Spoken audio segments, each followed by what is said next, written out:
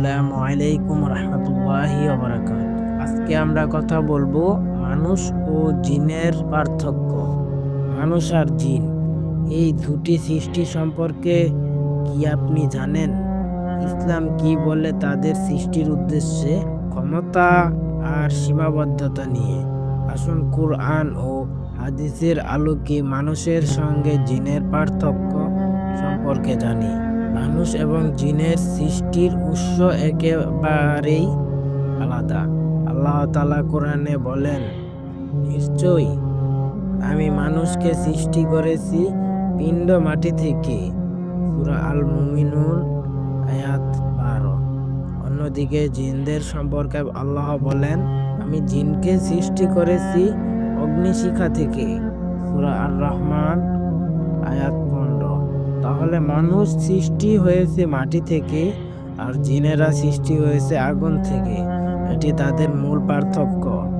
মানুষ দৃশ্যমান সৃষ্টি, আমরা একে অপরকে দেখতে পাই এবং আমাদের জীবনযাপন সাধারণত পৃথিবীর নিয়মের মধ্যে সীমাবদ্ধ। কিন্তু জিন অদৃশ্য সৃষ্টিকুল, তারা আমাদের চোখে দেখা যায় না।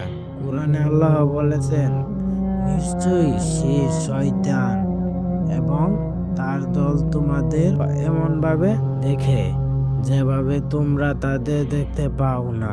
আল আরাফাত আয়াত 27। তারা অনেক দ্রুত চলাফেরা করতে পারে এবং এমন কিছু কাজ করতে সক্ষম যা মানুষের সাধ্যের বাইরে। তবে তাদের ক্ষমতাও আল্লাহ অনুমোদিত সীমার মধ্যে। মানুষ এবং জিনের সৃষ্টির একই মূল উদ্দেশ্যের জন্য আল্লাহ বলেন, আমি মানুষ ও জিনকে সৃষ্টি করেছি কেবল আমার ইবাদতের জন্য। সূরা আয-যারিয়াত আয়াত ৫৬। তবে মানুষের দায়িত্ব হলো পৃথিবীতে খলিফা হিসেবে জীবনযাপন করা। অন্যদিকে জিনদের ভালো মন্দ উভয় প্রকার রয়েছে। তারা আল্লাহর ইবাদত করতে বাধ্য।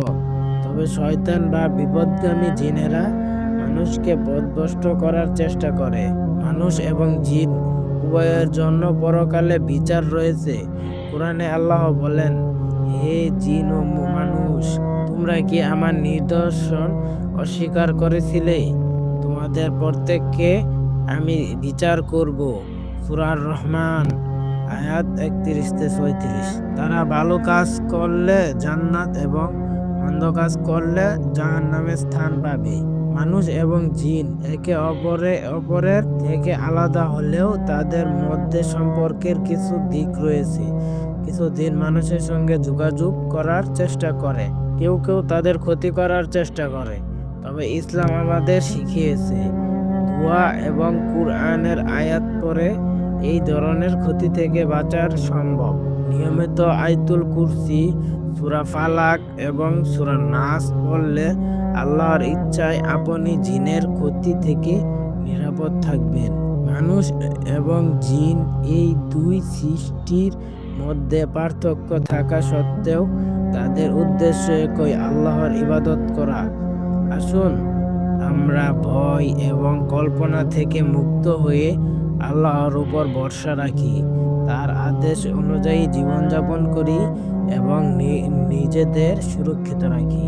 আল্লাহ আমাদের সবাইকে সঠিক পথে পরিচালিত করুন। আমিন। সবাই